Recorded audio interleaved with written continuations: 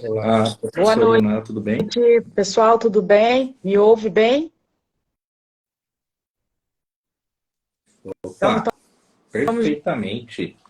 E aí, estamos 18 horas aqui em ponto, horário britânico, e horário isso, o britânico. pessoal está entrando aí. A gente tem um tema hoje que nós vamos falar sobre auxílio reclusão. Até então, né, professor Fábio, nós tínhamos aí uma cobrança no exame da OAB sobre o previdenciário de forma transversal, né? Às vezes dentro do direito do trabalho, às vezes dentro do direito constitucional, mas era uma disciplina ainda muito incipiente, né? No contexto geral, né? O que acontece? No ano passado, nós tivemos aí uma modificação da regulamentação do exame da OAB, e agora foram incluídas 3 disciplinas além das que já existiam. Então, passou de 17 agora para 20 disciplinas que vão ser cobradas na primeira fase. Então, nós vamos ter administrativo, ambiental, civil, constitucional, criança e adolescente, direito consumidor, direito do trabalho, direito empresarial, internacional, tributário, acabou por aí? Não. Penal, direitos humanos, ética, filosofia do direito, processo civil, processo do trabalho, processo penal, financeiro, eleitoral e previdenciário. Então, o aluno, o candidato para ser advogado hoje, na primeira fase, ele vai encontrar essas possíveis aí, cobranças, né, dessas 20 disciplinas, né, ao longo de toda essa história. Então, o direito previdenciário, ele vai ser cobrado a primeira vez agora no exame 38. O que está sendo executado hoje é o exame 37, certo, professor Fábio? Não é isso? Prova agora dia 26 de fevereiro, pessoal que vai prestar a primeira E fase. a primeira fase, então, possivelmente não vai ter, talvez não tenha aí a previdenciário, mas com certeza temas de previdenciário irão cair no exame 38 para frente como disciplina destacada, né? Mas eu não duvido que já tenha conceitos de previdenciário dentro dessa prova da primeira fase. Principalmente por conta da evolução do tema, principalmente por conta das notícias, né, que se espalharam a respeito, em especial, do auxílio reclusão. Por isso também foram um dos motivos, né, foram um dos motivos que a gente trouxe para essa live hoje, a gente conversar sobre o auxílio reclusão em si, né? Bom, o auxílio reclusão não é novidade para nós, né, professor Fábio? Ele nasce aí em torno aí da década de 50, eu vou deixar aí para o professor falar sobre isso em especial. Então, desde os anos 50, existe auxílio reclusão no Brasil. Não é uma novidade, ele vem sendo amoldado e tem sido, na verdade, com o passar do tempo, sendo aí esse direito social. O que é o direito social? São os direitos que o Estado deve prestar através da Previdência para todos nós, para a sociedade. Então, Norberto Bobbio, que classifica, né, essa questão dos direitos sociais, primeira geração, segunda geração, terceira geração, classifica aí os direitos sociais de segunda geração. Ou seja, o Estado deve prestar essa obrigação aí de fazer nessa relação entre sociedade e Estado, tá? Então, não é uma um benefício, né? É uma obrigação estatal nessa prestação de serviço. Assim como nós temos saúde, nós temos educação. Então, são direitos que foram conquistados pelos trabalhadores, né? Principalmente aí após a Revolução dos Trabalhadores aí no final do século XX, né? E a gente, desculpa, século XX, no início do século XX, e a gente tem essa modificação aí sendo trazida durante a nossa história legislativa. Em especial, a Constituição de 88 traz no seu artigo, salvo engano, 202, é isso mesmo, professor? 201, 201. acho que inciso 5, né? Sobre o auxílio reclusão. Então, para que deixe de existir o auxílio reclusão, precisa passar uma PEC reduzindo direitos sociais. E a gente tem a questão das cláusulas pétreas. O que são cláusulas pétreas aí para quem está lembrando, está estudando? Cláusulas pétreas são aquelas que não podem ser abolidas do nosso sistema jurídico. Então, se a gente vai lá no artigo 60, parágrafo 4º, estão lá direitos e garantias fundamentais no seu inciso 4, além dos outros 3, né? Que é a separação de poderes, né? O pacto federativo e o voto direto, e a gente tem os direitos e garantias fundamentais. Então, a PEC, tem uma PEC hoje rodando nesse sentido de acabar com o auxílio reclusão, e a gente vai falar disso no final da nossa live, tá? Mas para efeito do exame da OAB, nós já estamos esperando esse assunto no 37, e com certeza o 38 previdenciário vai estar lá.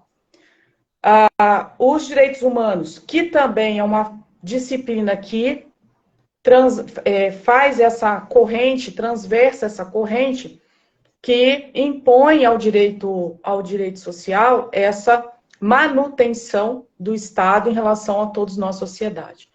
Agora vamos à pergunta de $1 milhão, professor. O que é o famoso auxílio reclusão? Tecnicamente, juridicamente, o que é o auxílio reclusão? Tá. Bom, boa noite a todos. Eu acho que é necessário fazer uma pequena introdução sobre o direito previdenciário. Como bem explicou a professora Ilná, né, nós teremos agora a primeira prova com esse tema sendo incluído. Ele é um tema muito recente na grade jurídica em si, né? Ele é bem recente. Ele não tem nenhuma década que está incluído aí como disciplina obrigatória. E é uma matéria que ela vem sendo estudada já há quase um século, porém, era uma matéria que ela não era estudada com frequência nos bancos da faculdade. Então, para que a gente possa entender um pouquinho sobre o que é o direito previdenciário, inicialmente vamos entender para que ele serve. Ele faz parte do tripé do Sistema de Seguridade Social. E para que serve esse Sistema de Seguridade Social? Ele serve para uma situação muito peculiar, que é a proteção do risco social. E isso é muito importante para entender a importância dos benefícios previdenciários. O que é um risco social? Risco social é a situação em que a pessoa ela fica sem condições de prover a sua própria renda, gerando assim um desequilíbrio dentro da sociedade. Ou seja, quando a pessoa não tem capacidade de prover o seu próprio sustento, ela está numa situação de risco social. E essa situação de risco social gera para a sociedade um encargo. Então, para que seja evitado isso, para que isso não ocorra, nós temos o Sistema de Seguridade Social. Então, o Sistema de Seguridade Social tem 3 tripés. Um, que é a saúde. A saúde, ela é um direito de todos. Ela é um direito que ela não exige nenhuma contribuição.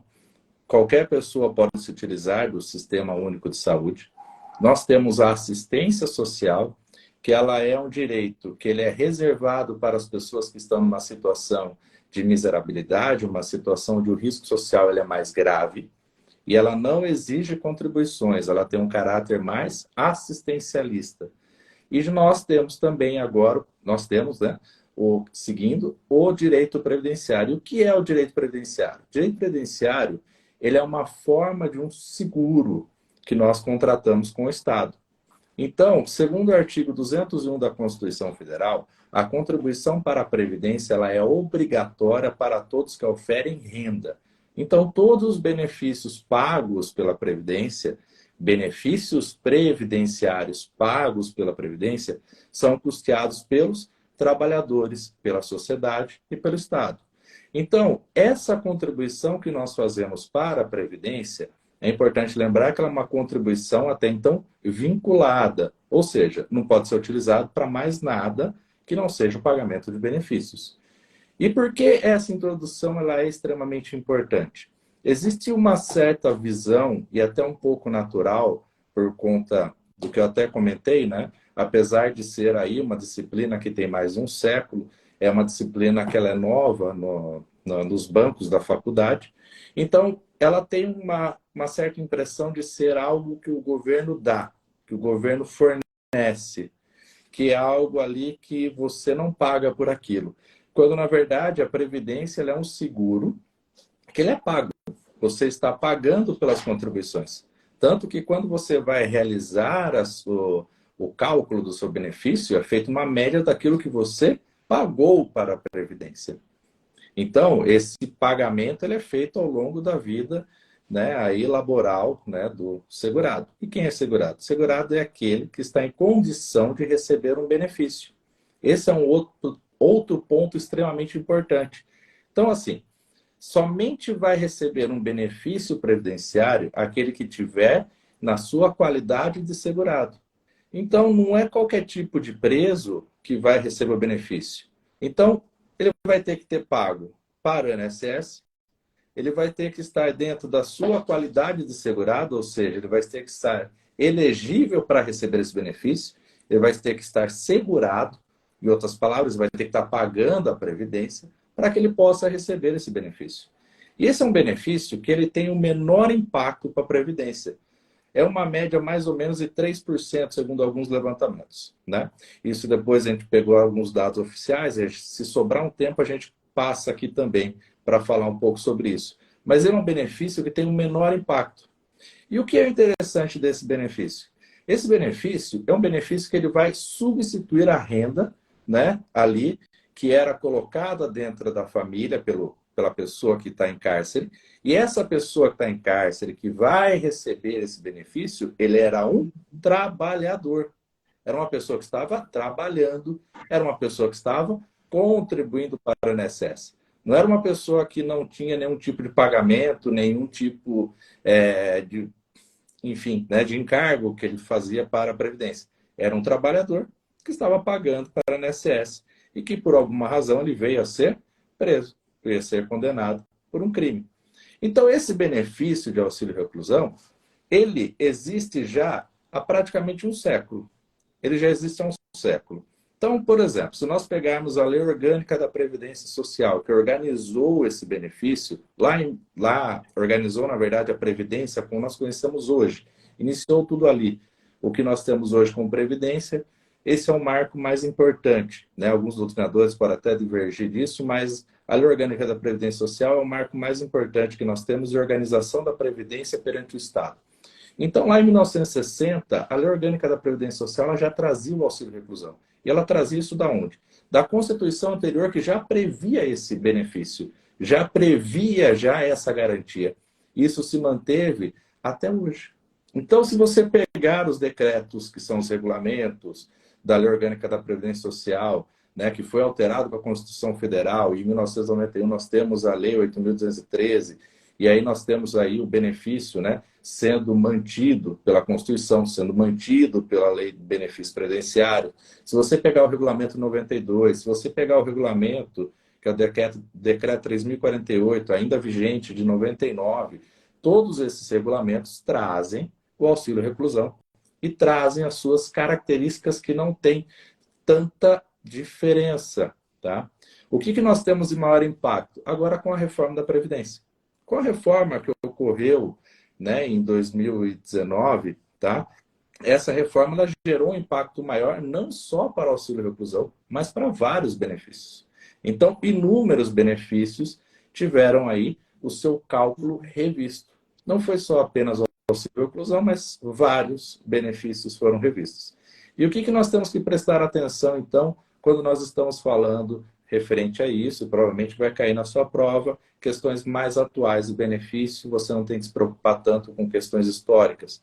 Num nível para OAB, não vai ser tão importante assim essa questão histórica. Só apenas se for uma questão que seja um pouquinho mais pesada, O exame mas eu da OAB, duvido. pessoal, Tá? ele é Eles vão muito voltado para, até o professor Fábio aí lembrou bem, voltado para a legislação escrita, tá? Legislação seca.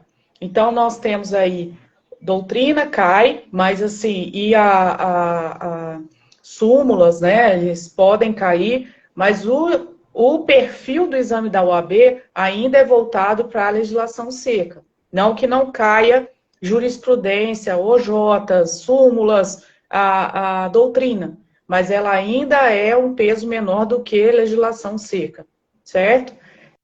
Então, por isso, professor, é muito importante a gente desmistificar, né, até mesmo para o aluno poder começar os estudos dele já com um viés aí contextualizado do que é o previdenciário. Então, para esse aluno, quais são os requisitos que precisam ser atendidos, né, para obter o auxílio reclusão? Eu já entendi aí de pronto que tem que ser contribuinte, certo? Quantas contribuições ao INSS, no mínimo, esse segurado precisa ter feito para poder começar a entrar nessa cobertura? 24 contribuições. Ele tem que ter feito 24 contribuições mensais. Então, essa pessoa que perdeu sua liberdade, deve ter feito 24 contribuições. E há um ponto importante aqui a se colocar, que é, para aqueles que quiserem depois até irem, né, um pouco mais além, tá? O auxílio reclusão, ele tem um detalhe, que é o seguinte: antes, ele possibilitava regime semiaberto. Isso já não existe mais, apenas regime fechado. Então, tem que ter 24 contribuições e a certidão do regime fechado. Essas são as principais alterações e é o que vai ser cobrado na sua prova, tá? E ele vai ter que ter, sua prova vai estar escrito da seguinte maneira: ele vai ter que ter, então, ser enquadrado, tá, como pessoa ali de baixa renda. O que é baixa renda para o INSS? Para o INSS, baixa renda, tá? Até o ano passado, eu peço desculpa que eu não achei a atualização desse ano, mas até o ano passado eram 1.655,98. Esse é o critério objetivo, tá? Esse é o critério objetivo. Então tem que respeitar esse critério objetivo. Essas questões de valores não precisam se preocupar em questão de prova, tá? Isso eu falo então vamos lá. tranquilidade. Primeiro requisito, ele precisa ter 24 contribuições ao INSS. Precisa ser sequenciais? Não precisa ser sequenciais. Para quem não sabe, a contribuição, ela pode ser, a pessoa pode estar com carteira registrada por 3 meses, depois fica desempregado um período, volta depois a ter emprego. Então, é qualquer 24 contribuições durante qualquer período, professor? Não. Ele tem que realizar essas 24 contribuições sem perder a qualidade de segurado durante esse período. Quando ele perde? Quando ele pode perder a qualidade de segurado? Se ele ficar quanto tempo sem contribuir? Tá. Então, durante um ano, ele tem que ter pelo menos uma contribuição, certo? Durante um ano. Tá, então ele tem que ter 24 contribuições durante uma vida, sem ter pulado um vácuo aí de maior do que um ano, certo? Ele tem que estar preso em regime fechado, ok? Né? E o valor, professor, como é que é feito o cálculo do valor? É a média de contribuição? Como é que funciona? A média, o cálculo realizado para o auxílio reclusão, ele é o mesmo cálculo aplicado para a pensão por morte, com o diferencial seguinte: ele é limitado até o valor de um salário mínimo. Então, o cálculo da pensão por morte hoje, ele é 50% do salário de benefício. O que é o salário de benefício? A média das contribuições que a pessoa fez, e mais 10% por cada um dos... 10% cada um dos dependentes. Só que limitado ao valor de um salário mínimo. Então, ele nunca vai receber mais do que um salário mínimo. Essas são as alterações que foram colocadas. Eu vi uma pergunta que apareceu aqui agora, né? Se pode pagar 24 mensalidades uma única vez? Não, não se pode pagar essas 24 mensalidades uma única vez. Você tem que ir pagando ela conforme você realiza o trabalho, tá? Conforme você vai realizando o trabalho. Existem algumas regras para que você, caso você não tenha feito, você tenha realizado um trabalho, não tenha contribuído, você pode recolher o retroativo, tá? Isso já seria uma outra situação. Ou fazendo Tá? retroativo, pagando 24 vezes, é possível receber? Tá. Sim. Só que é o seguinte, vamos lá. Você tem que ter trabalhado 24 Sim. meses, tudo bem? Tá? Você tem que ter trabalhado 24 meses em uma situação que você esteja ali vinculado ao INSS, e essas 24 contribuições, caso ela não tenha sido recolhida por alguma situação específica, você pode recolher o retroativo. Com um detalhe que desde que antes de que você faça, tá? De que você ocorra o sinistro. Então, não adianta ser preso e pagar o retroativo. Tem que ser antes do recolhimento. Perfeito. Tudo bem? Elo seria o seguinte: você contratar um seguro de incêndio, né? Por uma casa que pegou fogo, né? Então, isso não existe, tá? Chama previdência, prevenir o futuro, tá? Então, você não tem essa possibilidade aí de... Então, é sempre futuro. Né? Então, previdência, ela é um seguro estatal.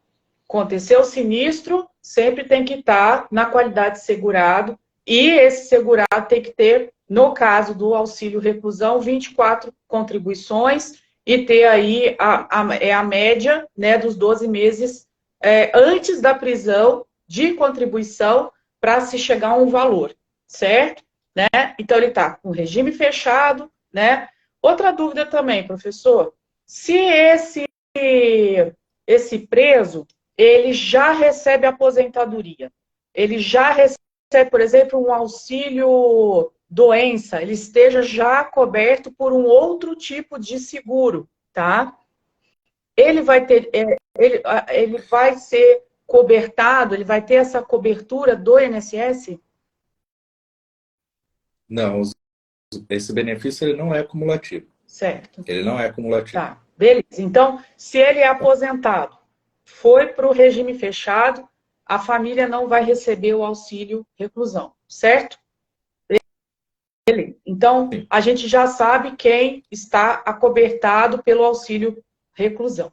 Outra pergunta que precisa ficar aí, professor, que a gente precisa desenvolver. Quem tem direito a receber o auxílio reclusão? Quem pode receber o auxílio reclusão? Vamos lá.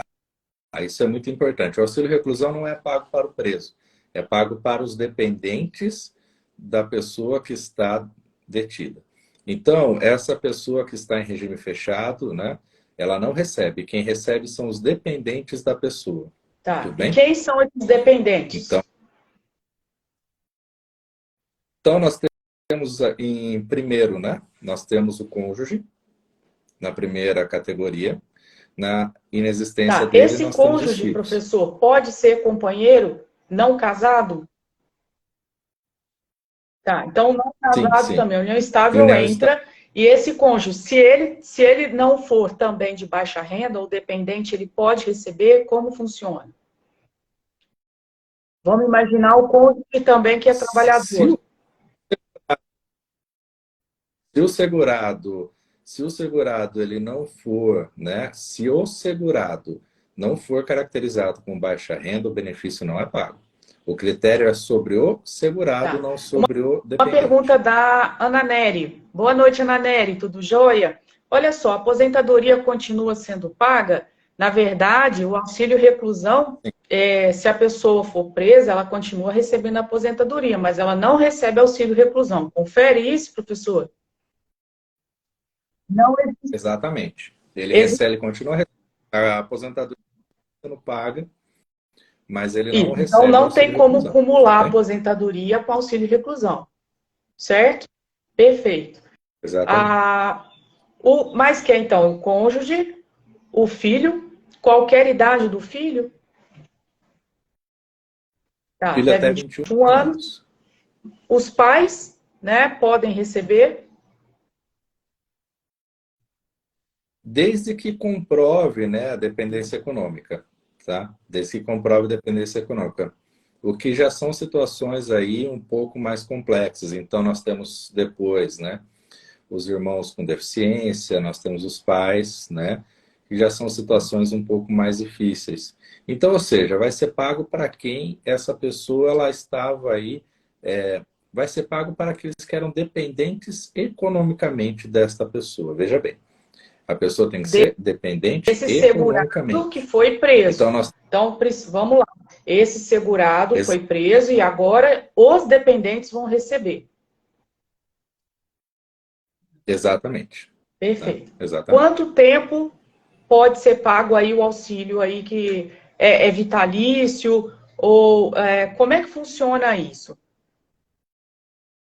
Ele vai ser pago enquanto permanecer lá, tá? Enquanto ele permanecer. Se caso ele vier a fugir, se caso ele mudar de regime, de fechado para semiaberto, o benefício ele vai ser, Tá, então, aí cessado. perfeito. Tá. Lembrando que se fizer maioridade, por exemplo, 21 anos do dependente filho, ele vai ser excluído de recebimento, certo? Exatamente. Tem Exatamente. alguma colocação, professor?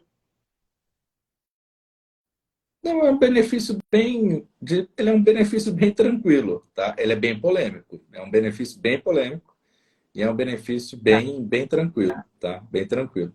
Em regra geral, é bem direto dessa maneira, tá? joia. Bem direto dessa maneira. Numa ouvinte nossa perguntou a porcentagem dos presos no regime fechado, só a estimativa aí é em torno de 2%, tá? Até 2% da população carcerária inteira recebe, a família recebe esse auxílio reclusão, tá?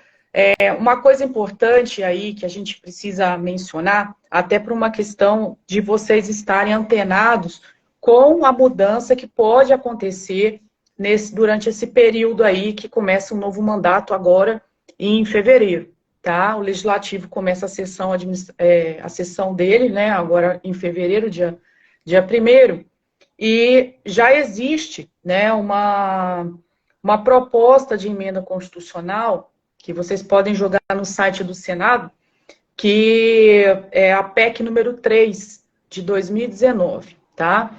Qual é o estágio que está nesse projeto? Está bem inicial, porém já tem aí a Comissão de Constituição e Justiça que quer alterar o artigo 201 da Constituição, tá? A proposta, né, a gente vê que a proposta midiática, ela não bate com a proposta, se vocês entrarem aí na redação da Comissão de Constituição e Justiça, toda a PEC, para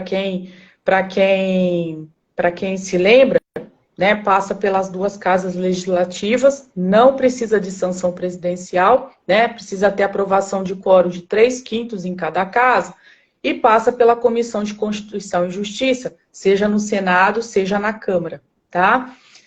Quando é um senador, né, um terço do Senado que está propondo aí a proposta de emenda à Constituição, para quem não se lembra, trata-se aí do poder constituinte reformador, né, e ele pode modificar a Constituição, tá? Então, eles querem mudar o artigo 201, inciso 4, tirando o auxílio reclusão, tá? A proposta precisa ser aprovada, tá? modificada aí em relação a esse tema, se for modificada. O auxílio reclusão hoje representa apenas aí dados que estão na próprio parecer, tá? Da PEC, que ainda está em discussão. 0,11% de total dos benefícios pagos pelo INSS, tá? Então, ela não chega nem a 1% do valor do dispêndio que o segurado teve que contribuir durante 24 meses, etc, etc, etc, tá? Então, em termos, né, de previdenciário, a proposta quer empurrar essa conta para o Bolsa Família.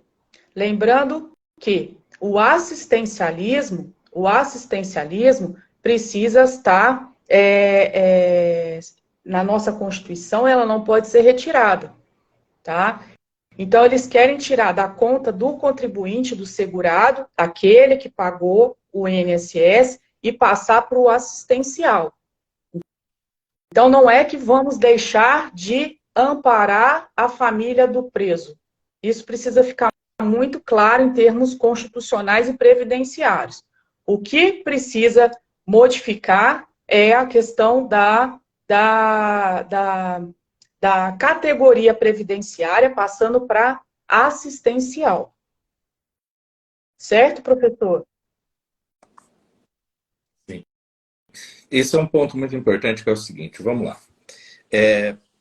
Na verdade, é uma PEC, essa proposta ela vai onerar o cofre público muito mais do que nós já temos os cofres onerados. Pela seguinte situação, quando você transforma um benefício que ele tem caráter nitidamente, né, um benefício que ele tem caráter nitidamente contributivo, para um benefício assistencial, você corta a entrada de pagamentos. A partir do momento que você corta isso, você passa a onerar muito mais o cofre. Então, essa proposta de emenda, ela é prejudicial, tá? Ela é prejudicial, porque é ínfimo o pagamento desse benefício, tá? O benefício é um pagamento ínfimo, e se você tirar isso, né, essa fonte de pagamento aí, e ir para o assistencial, você passa, então, aí a ter um prejuízo muito grande para o Estado em si. Tudo bem? Joia. Lilian fez uma pergunta aqui. Os dependentes precisam do auxílio, ainda mais se filhos menores. Suponhamos que a cônjuge seja uma mulher que trabalha e ganha 2 salários. Os filhos menores não têm direito?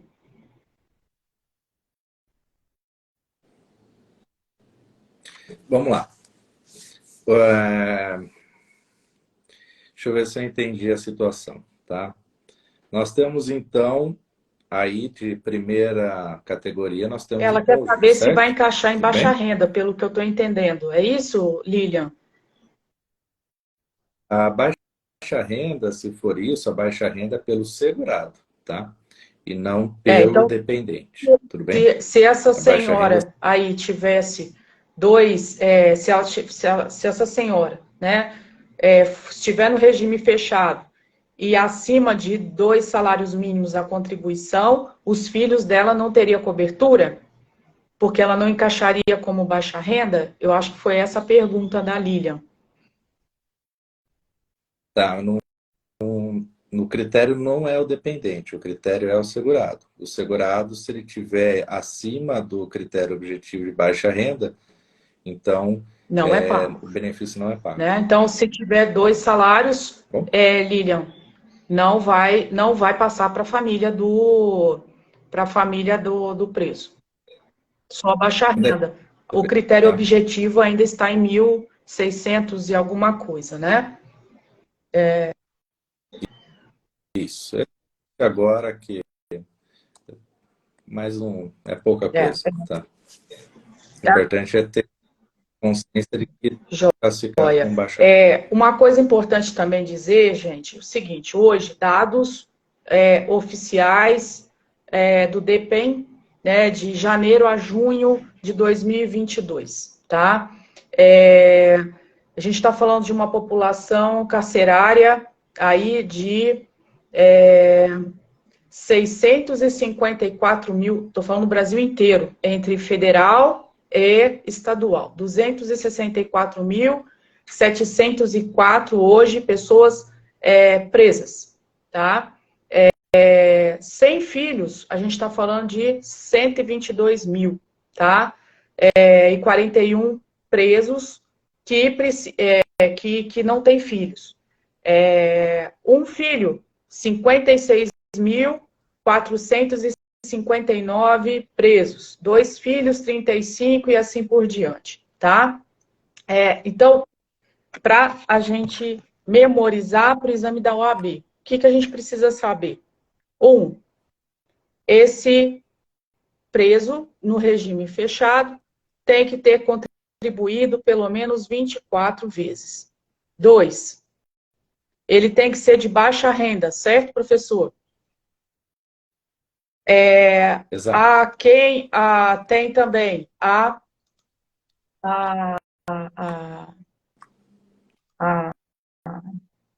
possibilidade, aí o cálculo é feito pela média de 12 vezes aí do valor, ok? Da média dos últimos ou de todas as contribuições, professor? Das últimas 12. Tá? Perfeito. São as últimas E se ele contribuições. não encaixar em baixa renda, não vai receber, tá? Aí a gente tem um outro ponto. Quem recebe, se for receber, é a família do preso. Aí eu tenho até 21 anos de idade. Então, a pessoa de 18 anos, um filho de uma pessoa que está, de um segurado preso no regime fechado, ele vai receber? Sim, até 21 anos de idade, certo, professor? Tá. Exatamente. Cônjuge, esse cônjuge tem que ser dependente ou não? Simplesmente está como cônjuge. Está como Está como cônjuge. cônjuge. Pais têm que ser dependentes, né? E irmãos até 21 anos, se não tiver outras categorias acima dele, com comorbidades, é isso, né? Joia. Isso, tá? Olha, achei o valor aqui atualizado, é 1.754,18, o considerado baixa Para ser renda. baixa Tudo renda. bem? Exatamente. Perfeito. Tá? Pessoal, tem mais alguma dúvida? Vocês querem deixar alguma pergunta? A nossa aposta é que esse tema venha para o exame 38. Que venha questões aí de auxílio reclusão no próximo exame de 38. Acredito que vocês vão acertar, que não vão ter nenhum problema em relação a isso, né? E ficar claro para todos vocês aí o que é o auxílio reclusão. E eu agradeço aí, professor. A gente está Gostaria que vocês dessem o like, curtisse aí. Nós temos uma página também no YouTube que vai ser alimentada com esse vídeo. A gente vai tentar deixar gravado, não é isso? E a gente agradece vocês a nossa live. Espero que tenham gostado. Nós temos também o cronograma personalizado, que a gente, se vocês quiserem, nós estamos fazendo aí o preparatório para a OAB. As aulas, nós já vamos ter nossa primeira turma presencialmente para o exame 38. Nós vamos ter turmas noturnas e turmas também durante os sábados, para o pessoal aí que trabalha, né? E a gente tem a nossa mentoria.